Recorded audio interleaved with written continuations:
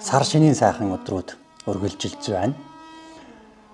Тэгээд шин сар, шин тоолол эхэлж байгаа энэ үед шинээр бид нэр ухамсараа бас цэнгэлж шинчлэгдэх дотоод бодол оюун ухаан ухамсараа шинчлэх цаг болсны нэг бас харуулж байгаа.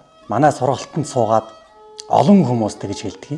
Тэгээ би одоо юунд нь тэгэл их уурлаад байдаг байсан болоо гэж хэлдэг. Үнэхээр уурлахаан болцсон хойноо эргээд харахаар юундааш тэгж их уурладаг байсан гэж бодогдмоор байдаг.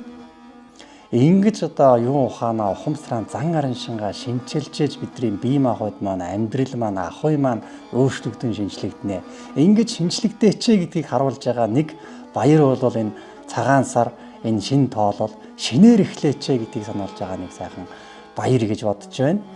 Тэгээд цагаан сарын энэ баяраа тохиолдуулаад оюун ухаанаа ухамсараа шинчлэе, эрүүл мэндээ шинчлэе, ахуй амьдрал зан арын шингаа шинчил, шинэ хүн болж шинээр сайхан эхлүүлье гэж байвал манай одоо энэ төрлийн дасгалж уулзралтыг та бүхэн минь сонирхож ухамсарын шинжилгээг хийгээрэй гэж уриалах байна.